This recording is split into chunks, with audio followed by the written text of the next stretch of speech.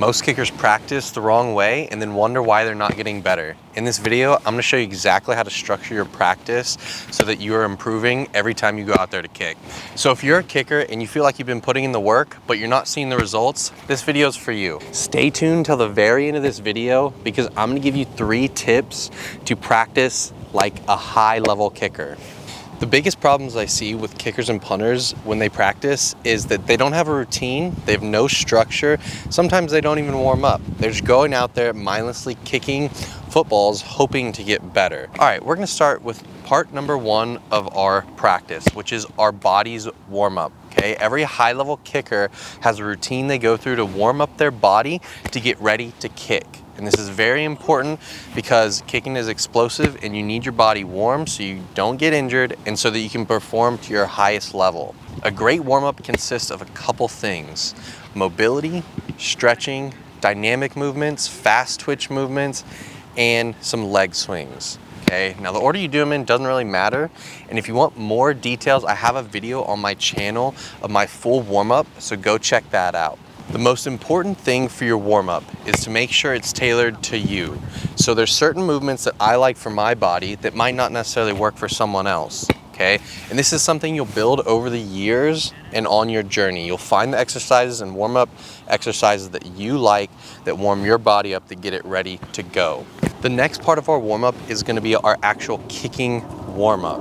Okay, so this is really important because this is where you start to swing your leg, make contact on the ball, and having a better warm-up normally will lead to a better session overall, and your technique normally will be better in your full steps if you start off right with your warm-up. This is really important because if you have a better warm-up, then normally it leads to a better kicking session overall. For me, I found that if my technique feels really good in my warm-up and I focus on my warm-up, then the rest of the session is even better. Now, I'm not gonna go into a no-step drill or one-step drill. I have a video on how to do those on my channel, so you can go check that out.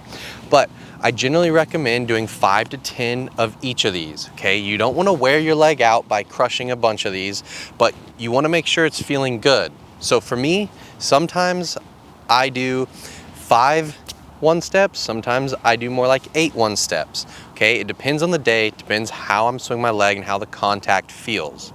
The other thing is I really like doing my warm-up drills into a net, like a soccer goal or a net, because I don't want to worry about how far it's going or even making the kick. That's a mistake I see a lot of guys make, is they're trying to hit their no steps or their one steps super far, and then they get frustrated when they don't, and so they're swinging harder and their technique just plummets, and then it leads to a bad session. So I highly recommend doing the first ones into a net. Just worry about feel. Make sure the contact feels good on your foot. You have solid contact, make sure your body feels good, easing into it so you don't start with swinging 100% power and hurt yourself. Ease into it with 50% power and build up to that sweet spot with kicking, which is normally around 85–90% power in your swing. After I do the drill work, this is where we would go into what I call our warm-up full step kicks. So it's still kind of part of our kicking warm-up. So I'm gonna go back to a comfortable distance. This is really important. Don't go too far back so you're swinging hard. You want a very comfortable distance that you can make your kick. So for me, I stick to about a 33-yard extra NFL extra point. Okay, now that's gonna be too far for a lot of guys. Maybe you need to go to the 20-yard extra point, so on the 10-yard line. Go somewhere that's comfortable. But this is where we're hitting our first full step kicks. So full steps meaning our 3 back, 2 over for most everyone. I know some guys take a little different steps, but this is where you're gonna be hitting your first full step kicks. And it's important to just get in the rhythm, feel your body, feel the tempo, try and get good contact, and make sure the technique is still feeling good. Okay, we did our warm-up drills. Now we're back into our full step warm-up, and I would hit 5 to maybe 10 of these. The other thing is I would stay in the center of the field. I don't want to worry about angles yet. I'm just warming up my full steps and making sure it feels good. Once you've hit your full step warm-up kicks and your technique's feeling good, this is where I would go into a pre-game chart.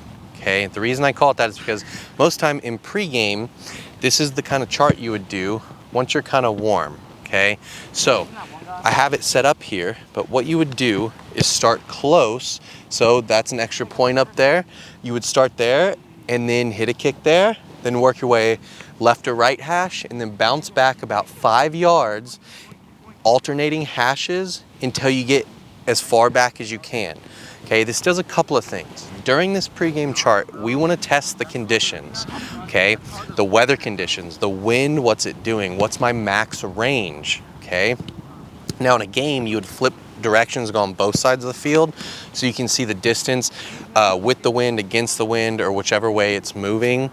But again, we're just using this to test our distance, to warm up our hash mark kicks, and to get a feel for the turf as well. That's something else that we have to test. Some turf is really squishy, some is real thin. If you're on grass, then you got to work with that, okay? But this is where you're just getting used to the conditions for the day, bouncing back and forth, and we're, again, testing our distance back here. And this doesn't mean you sit there and hit every spot until you make the kick. You can hit 1 or 2, maybe 3 from the same spot, but the goal is to go 1 for 1 and just work your way back, again, testing the conditions for the day. Now here's where our practice can go one of 2 ways, okay? I'll talk about the first way, which is more of an off-season practice when you're not in season, where you're working on things, or maybe you're having a rough day and so you need to work on things. So what I would do in this case is I would set up probably in the middle, okay? And then I would just hit 15, 20 kicks there, working on whatever I need to work on, okay? Whether it's you're working on your plant spot, staying tall, anything, right? Your tempo, okay? Maybe you're working on ball contact, follow through. Doesn't matter what it is. But this is where I just stay in the middle, so we take angles out of it, and we're just gonna hit, 10, 20 kicks, and just try and get a feel for it. Okay, and we're really just trying to dial in this muscle memory of maybe a new feel, or again, whatever you're working on. Now, as I said, I'd put it in the middle, unless you're working on a specific hash mark that you're struggling on.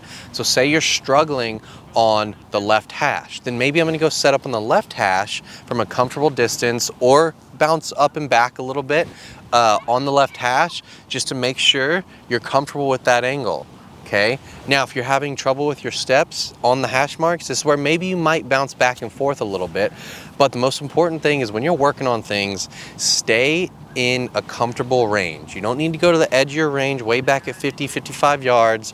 You want to stay in a very comfortable spot so you can just focus on the specific things that you need to improve on. Okay, now the other way the practice can go after you do your full step warm-up kicks, okay, and this is tailored more into a in-season practice, or if you're feeling good out there and you feel good after your warm-up kicks. We're gonna go to what I call a game chart. These are game-like reps, and I like to do these when I'm fresh. Okay, this is where we kind of do what we did with our pregame chart. We're gonna throw some footballs around, hash marks, far, close, and we're gonna bounce around. We're not just gonna work our way back, okay? We're just gonna go to the random spot, and we're gonna make these kicks as game-like as possible. The whole goal is to make your kicks, okay? Don't get too concerned on what they look like. The goal is to make them, because in a game, coach cares that you make the kick and you get the 3 points. If it doesn't look the prettiest, that's okay. Some of your kicks aren't gonna look the prettiest. This also gets us into the game mindset, which is why I do it more in season, but I still highly recommend doing a game-like chart in the off season as well, to keep you sharp for competitions and just to keep improving. Now, this also is a way to track your progress, okay?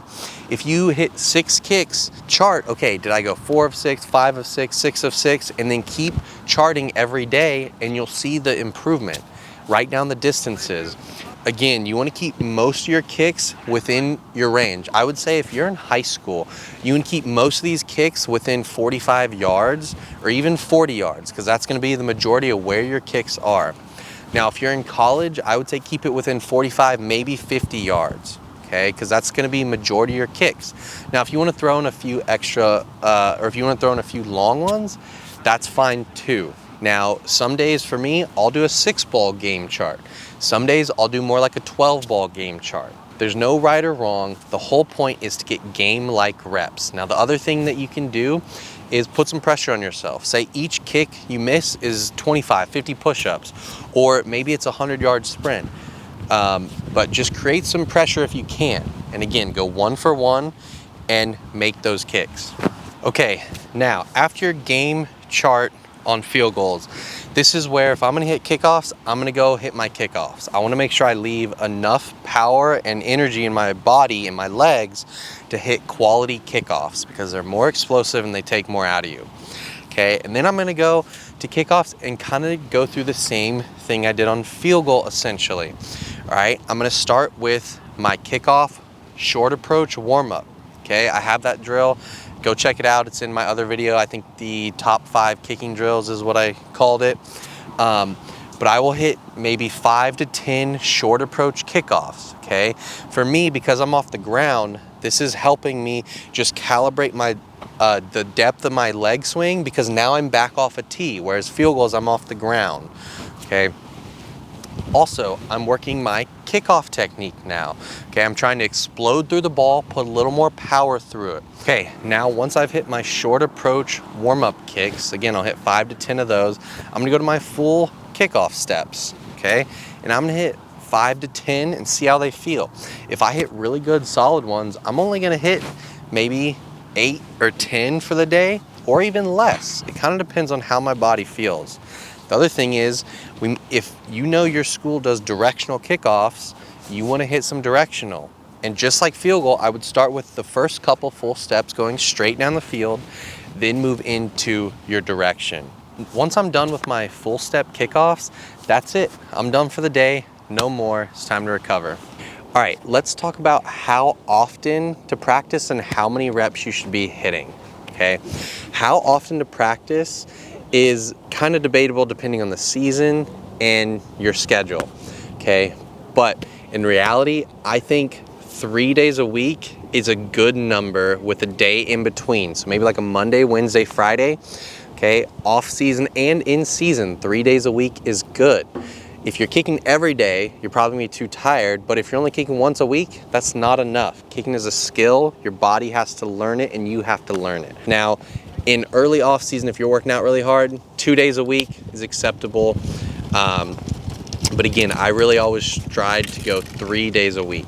Now, as far as how many reps to kick, this also depends on you as well, okay? So if you're gonna hit field goals and kickoffs, I recommend sticking to no more than 30 field goals at most, okay? 30 full field goals. When it comes to kickoff, I'd say no more than like 15, maybe 20 if you're feeling good and your body's feeling fresh. All right, I'm gonna cover some bonus tips that really high level kickers do or don't do, okay? Number 1 is always have something to focus on at practice. Know what you're going to work on. And you might not know before you get out to the field, but in your warm-up, you'll probably figure something out like, oh, my contact's off today, my tempo's off, something's off. So focus on that.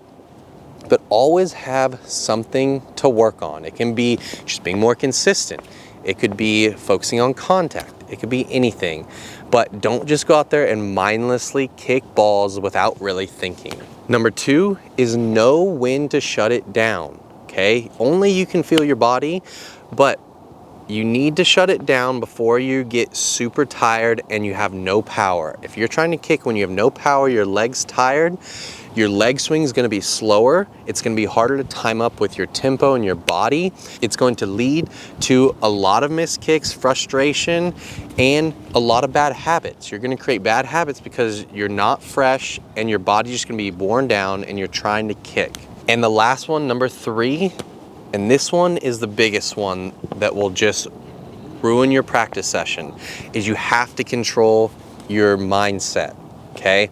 You have to understand what the conditions are for the day. I've had so many sessions with guys when it's colder or windy and they're not kicking as far as they want or they have before, and they're getting so frustrated that the rest of their session goes downhill and it's a waste of time, okay? Do not lose the mental battle against yourself. You need to stay positive and know the conditions. If it's 30 degrees and windy, you're not going to be hitting 55-yard field goals. You're not going to be hitting 60-yard field goals or 50, whatever your range is. Take off 5 to 10 yards at least, okay?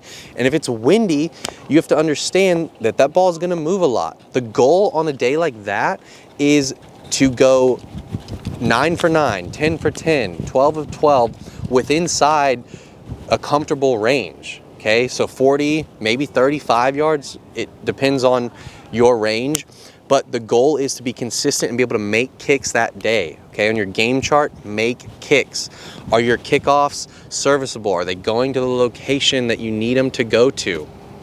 Do they have decent hang time?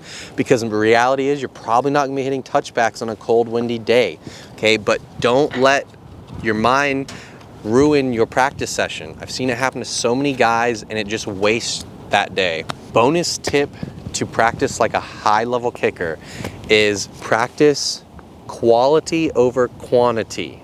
What does that mean?